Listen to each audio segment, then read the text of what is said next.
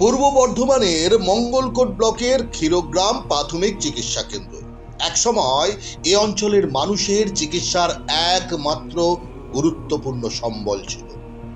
চিকিৎসা পরিকাঠামো থেকে একাধিক চিকিৎসক, নার্স, ছিল পরিষেবা, এমনকি চিকিৎসকদের থাকারও সুব্যবস্থা ছিল। হাসপাতালের চারপাশে পাঁচিল ছিল। আজ সব ইতিহাস। রাত তো দূরের কথা, দিনের বেলায় যেন মনে হয় ভুতুরে বাড়ি।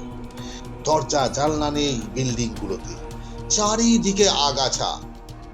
এক দশক আগেও এমন ছিল না। হ্যাঁ, এমনটাই তো বলছে এলাকার বাসিন্দারা। সবার সুবিধা হতো, এমনকি গ্রাম পাশের গ্রামের পাশের অঞ্চলের গ্রামের লোক পেলে সবার সুবিধা হতো। এই বন্ধ হয়ে গেছে প্রাথমিক চিকিৎসা হতো। এইটা বন্ধ হয়ে গেছে কতদিন হলো? 8 থেকে 9 বছর হবে। একটা সময় ডাক্তার ছিল, অবশ্যই সবাই ছিল, ডাক্তার ছিল, নার্স ছিল, আমরা সুইপার ছিল, সব ছিল।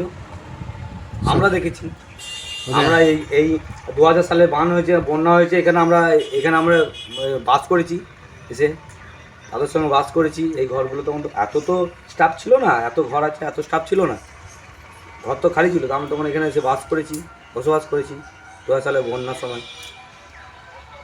আজকে অনেক মানুষের অসুবিধা, হ্যাঁ, চিকিৎসার একটা বড়। এখন এইটা কি হয়েছে? 2000 সালে বন্যার পর 4 বছর না 5 বছর আমরা কন্টিনিউ ছিল। তারপর মানে লকডাউনের আগে থেকেই সব শুরু হয়ে সব শেষ। সব এখন বলা যায় এটা ভূতের বাড়ি বলা যেত। 100 ভূতের বাড়ির চেয়েও খতরনাক হয়ে গেছে। খতরনাক। কেন কিছুই তো নেই, সব তো শেষ।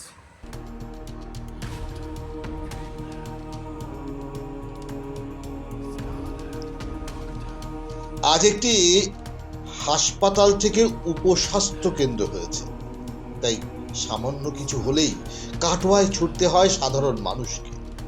প্রশ্ন, কেন এমনটা হলো? কোনোভাবে কি স্বাস্থ্য কেন্দ্রটির সংস্কার করা যায় না, অন্তত গ্রামের গরিব মানুষের কথা ভেবে? ক্যামেরায় সন্তোষের সঙ্গে বিপ্লব চ্যাটার্জির রিপোর্ট, আশ্বাস বাংলা।